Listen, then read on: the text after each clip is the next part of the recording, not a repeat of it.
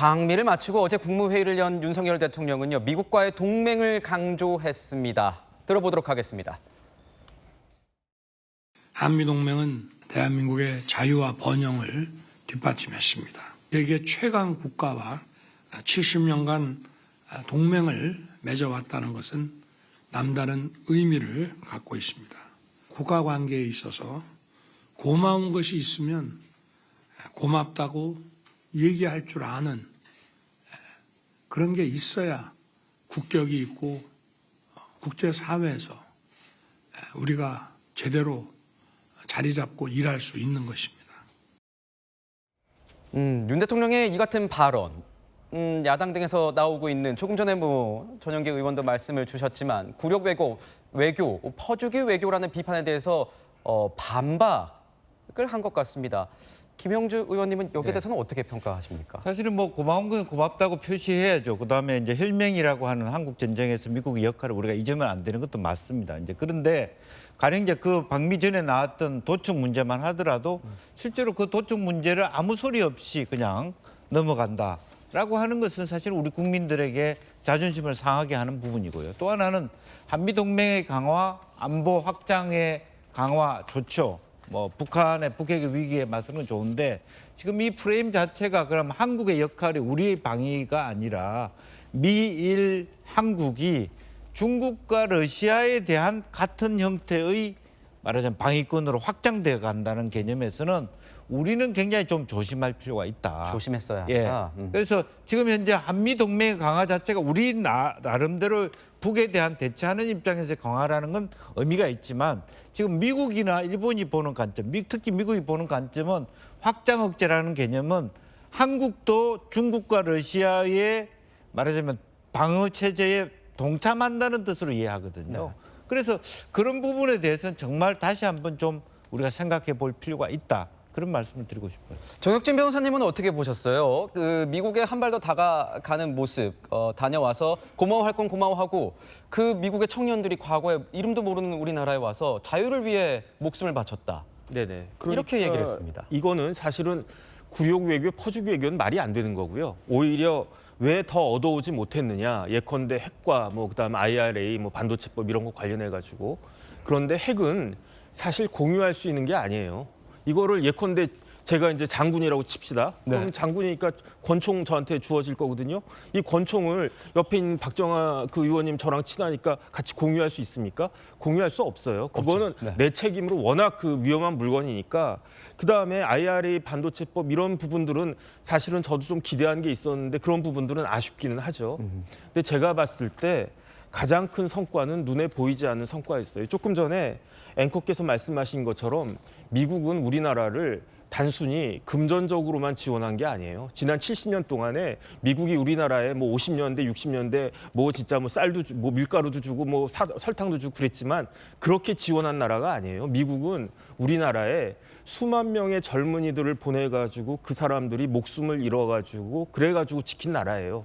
그 다음에 그렇게 그때 이제 70년 전에 사망한 그 미국 젊은이들의 유해를 미국은 지금도 찾고 있어요. 지금도 하나라도 더 찾고 있다고요. 그런데 그동안에 이제 우리나라에 대해서 그 의심을 갖다가 한 거죠. 저 의심이라기보다 그 아주 그 명확한 신뢰를 갖다가 전적으로 신뢰를 하지 못했던 게 사실이고 그런 부분들이 사실은 미국은 섭섭했던 거죠. 그런데 이번에 대통령이 가가지고 그렇지 않다. 지난 70년 동안의 그 한미 동맹은 여태까지 역사상 최고의 동맹이었고 그다음에 앞으로도 더 강화되고 앞으로도 더 발전할 동맹이고 그다음에 우리가 일방적으로만 받을 게 아니고 미국이 어려울 때 우리나라도 도와주겠다. 사우스 코리아도 아메리카를 USA를 도와주겠다. 그러면서 윤석열 대통령이 뭐라고 그랬습니까? God bless our alliance. 이 이야기를 딱 했단 말이에요. 그 이야기를 듣고 그 미국의 상하원 의원들이 기립해가지고 박수를 갖다 쳤는데 그냥 형식적으로 남의 나라 대통령 왔으니까 정상이 왔으니까 일어나서 박수 한번 쳐주지. 그런 표정이 아니었잖아요. 그렇기 때문에 제가 봤을 때 지금부터 한미 관계는 이전하고 반드시 그 달라지는 그러한 양상으로 전개될 수 있을 것이다. 일단 그런 생각이 들고요. 눈에 해가지고 얼마 돈 우리나라가 그렇게 경제 10대 강국인데 돈 몇 푼에 이렇게 좌지우지되는 그런 나라는 아니지 않습니까? 그런데 어쨌든 간에 제 생각에는 윤 대통령이 저런 식으로 그 미국 사람들의 마음을 어느 정도 얻어와가지고 그게 가장 큰 성과가 아니었나 저는 그런 생각합니다. God bless our alliance. 신이시여 우리의 동맹을 축복하소서 이런 내용인데 아니 뭐 장군으로 치시는 게 아니라 한미 동맹 얘기하시니까 장군 같으세요. 인상이 다부지시고 저는 방위 출신인데 아 그러시고 아이고 이런 아이고 방위도 나라 지키는 거 똑같지 않습니까? 열심히 했습니다. 네. 아니 근데 뭐 이렇게 후일담 방미 관련해서도 이런 굴욕 외교 뭐 퍼주기 외교 관련해서 이렇게 뭐 후일담을 전하면서 반박 아닌 반박을 한 게 또 이런 내용이 있습니다. 정혁진 변호사님 어제 보니까 그 아메리칸 파이 관련해서 네네. 이 야권에서 일부 인사들은 이게 사실은 미국과 다 얘기가 됐던 그러니까 사실 이게 좀 속된 말로는 짜고 치는 이런 시나리오 아니었느냐 했는데 어제 윤 대통령은 이렇게 얘기를 했더라고요. 미국 공연 때 들려준다고 좋아하는 음악을 골라달라고 하긴 했다. 그래서 돈 맥클린 좋아하니까 세 곡 줬고 바이든 대통령이 그런데 갑자기 무대 위로 올라오라고 해서 정말 갑자기 부른 거다. 근데 저거는요. 네. 윤 대통령이 어렸을 때부터 뭐 중학교, 고등학교 때부터 팝송을 좋아했다는 이야기예요. 네. 예컨대 저는 지금 조용필, 이문세, 변진섭 이런 사람들 노래 아직까지도 가사 기억하거든요. 그런데 블랙핑크 노래 제가 기억할 수 있겠습니까? 아무리 외우려고 해도 안 돼요. 뭐 심지어 소녀시대 노래도 저 가사 같은 건 몰라요. 그런데 노래라고 하는 건 어떤 의미가 있냐면 예컨대 내가 그 뭐 누구를 좋아했다, 변진섭을 좋아했다. 그런데 김영주 의원님이 나도 변진섭 좋아해. 그러면은 서로 간에 공통점이 없어도 그때부터 친근감이 느껴지는 거죠. 바이든하고 윤석열 대통령하고 나이 차이가 꽤 나요. 그러니까 다른 세대를 살았다라고 할 수 있는데 그때 많은 그 상원과 하원의 의원들 중에는 윤석열 대통령하고 나이 비슷한 또래들이 많았을 거란 말이에요. 그런데 윤 대통령이 우리나라 그 아메리칸 파이 나도 그 노래 좋아했는데 그러니까 저 사람은 어렸을 때 내가 10대 때 20대 초반 때 나와는 전혀 다른 나라에 살고 있었지만은 비슷한 노래를 좋아하면서 비슷한 감정을 갖고 있었구나. 그렇기 때문에 공감이 된다. 굉장히 잘한 거거든요. 그런데 이런 것까지 저런 식으로 비판한 거는 뭐 어떤 분이 말씀하셨지만 굉장히 찌질한 것이다라고 저는 생각이 듭니다. 조금 순화를 하시죠. 뭐 찌질했다기보다는 네. 조금 어울리지 않았다. 국가의 품격에 맞지 않았다. 뭐 이런 식으로 저희가 정리를 하는 게 좋을 것 같습니다. 가사를 하마터면 기억이 안 날 뻔해서 조금 망신살이 뻗칠 뻔했다. 이런 얘기도 윤석열 대통령이 전했습니다. 어제 윤 대통령이 굉장히 바빴습니다. 어제 저녁에는요.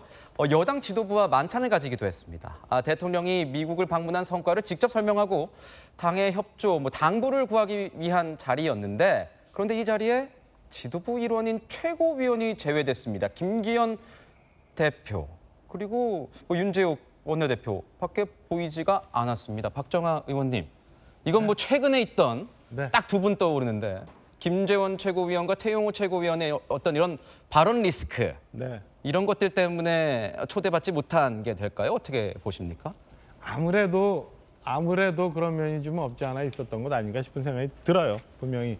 그리고 전 참고적으로 말씀드리면 당에는 당대표가 있고 원내대표가 있습니다. 그럼 당대표와 같이 일하는 게 이제 최고위원들이고 원내대표와 일하는 게 이제 원내대표단인데 어제는 김기현 대표만 달랑 가시고 나머지는 원내대표단으로 꾸려졌어요. 그래서 말씀 주신 것처럼 최고위원들이 참석을 안 했는데 청와대 정무팀에서 준비하면서도 김재원, 태용호 의원들에 대한 부담이 분명히 있었을 거라고 보고요. 빨리 이런 문제들이 좀 해소가 됐으면 그래서 당이 정상화됐으면 하는 바람이 좀 있습니다. 그렇군요. 한편 오는 7일에요. 그러니까 일요일 1박 2일 일정으로 기시다 후미오 일본 총리가 답방, 그러니까 한국을 방문합니다. 그러면서 실무 방문 형식이기 때문에 또 한일 정상회담이 예정되어 있습니다. 대통령실은 이번 회담의 주요 의제가 안보와 경제 협력이 될 것이다. 그래서 이 포인트들을 좀 주목해 봐야 된다. 이런 얘기들이 지금 나오고 있는데 이런 가운데 또 이런 소식을 알려오셨습니다.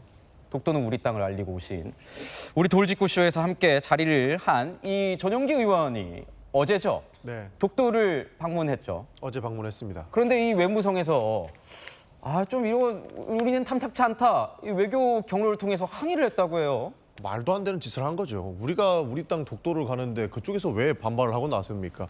사실 오히려 이런 것들이 오히려 한일 관계를 저는 발목 잡는 일이라고 생각을 합니다. 대한민국 국회의원으로서 대한민국 고유용소인 독도를 가는 것, 그것이 문제가 있다. 본인들은 인정할 수 없다라는 식으로 나오는데 도대체 뭘 인정할 수 없는지 저는 한번 되묻고 싶고요. 지금까지 역사 교육을 왜곡해서 일본 국민들께 하려고 하는 모습들 때문에 우리 청년들이 참을 수가 없었고 그것에 분노해서 우리라도 이렇게 세계인들에게 대한민국 독도를 알리는 활동들을 해보자 해서 갔었습니다. 그래서 지난 금요일 날에는 파도가 높아서 입도하지 못했는데요.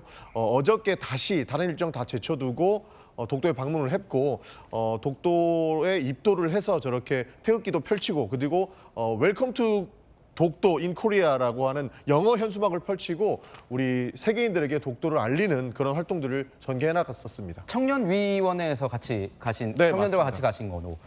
독도는 당연히 우리 땅. 뭐 이건 뭐 누구도 뭐라고 할 수 없는 사실이죠.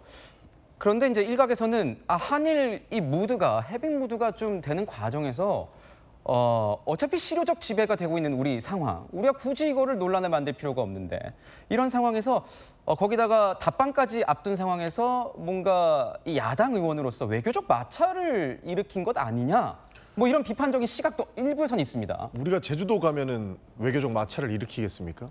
그러니까 저렇게 일본들이 지금 반발하는 것 자체가 우리가 받아들일 수 없는 것이고 그렇기 때문에 가지 말라고 하는 것이 오히려 저는 범인이라고 보고 있습니다. 독도로 가가지고 세계인들한테 독도가 우리 땅이라고 알리는 것 사실 일본은 역사적 사실을 계속적으로 왜곡하면서 동해를 일본해라고 표기하기도 하고요. 실제로 많은 인사들이 세계에 뛰어다니면서 그런 활동들을 하고 있습니다. 그런데 우리가 실효적 지배를 하고 있으니까 우리는 하지 마라 라고 하는 것은 자연스럽게 잠식당했던 우리가 100년 전에 일들을 떠올려야 됩니다. 일본의 방식은 바뀌지 않았습니다. 그때도 그랬고 조용하고 자연스럽게 잠식을 해서 우리의 영토와 주권을 빼앗아 갔거든요. 그런 의미에서 봤을 때 저 사람들이 또 한 번 저런 모습을 보이려고 할 때 우리 청년들이 더 단호하게 대응을 해야 된다고 생각을 했고요. 그렇기 때문에 갔던 겁니다. 이것이 외교적 마찰이다. 뭐 그런 식으로 비하하는 것은 오히려 적절치 않다. 저는 그런 말씀 드리고 싶습니다. 네, 울릉도 동남쪽 백길 따라 200리 외로운 섬 하나 새들의 고향 독도는 그 누가 아무리 뭐라고 해도 한국 땅, 우리 땅 맞습니다.